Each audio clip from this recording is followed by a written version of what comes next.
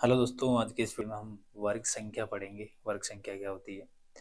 Basically वर्ग संख्या का मतलब, जैसे कोई संख्या है, उसको आप उसी संख्या से एक बार गुणा कर दो तो उसको आप वर्ग संख्या कहते हो। जैसे कि आप 2 को 2 से गुणा करें तो 4 आता है, तो 2 का वर्ग 4 हो गया। 4 एक वर्ग संख्या हो गई और 2 का वर्ग हो गया 4। इस प्रकार से तो आइए देखते हैं वर्ग संख्या क्या होती है। तो मैंने लिखा सबसे पहले यहाँ पर वर्ग वर्ग संख्याएं। वर्ग संख्याएं क्या होती है? इसकी परिभाषा यह है कि किसी संख्या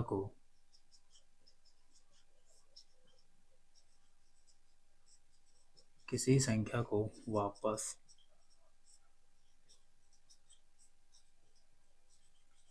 उसी संख्या से एक बार गुणा करना। एक बार गुणा करना उसे अपन वर्ग संख्या कहते हैं, यानी कि उसे वर्ग संख्या कहेंगे। ठीक है। एग्जाम्पल के तौर पर आप देख सकते हो, जैसे कि मैंने क्या किया, कोई संख्या ली मैंने ए, मान लिया कोई ए ले लिया, एक को मैंने ए से गुणा किया तो ए इंटू ए स्क्वायर। इसी प्रकार मैंने दूसरा एग्जाम्पल लिया, मैंने लिखा पी इंटू पी, यानी कि आप बोलोगे पी इंटू पी स्क्वायर।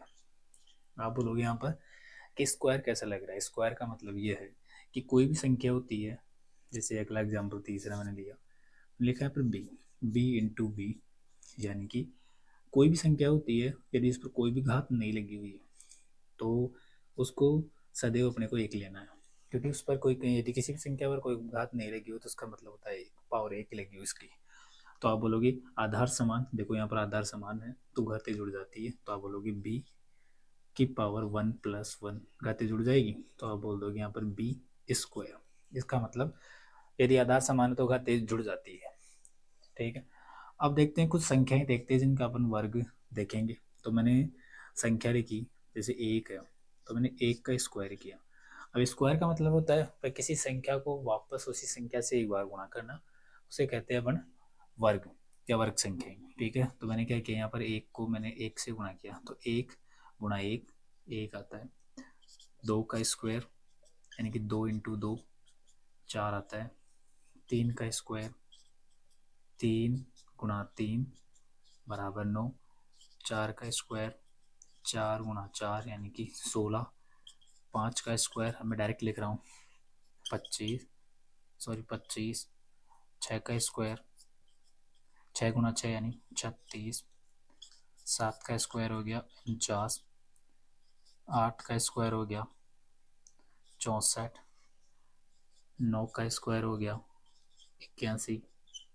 10 का स्क्वायर हो गया 100। 11 का स्क्वायर हो गया 121। 12 का स्क्वायर हो गया 144, यानी कि 12 का स्क्वायर 144, 12 गुणा 12 144। इसी प्रकार 13 का स्क्वायर 169। 14 का स्क्वायर 196। 15 का स्क्वायर 225। 16 का स्क्वायर 256। मैंने यहाँ लिखा 17 का स्क्वायर 289। 18 का स्क्वायर 324।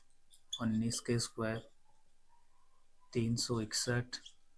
20 का स्क्वायर 400। 21 का स्क्वायर 441। 22 का स्क्वायर 484।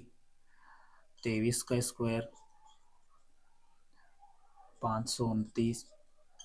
24 का स्क्वायर होगा 576।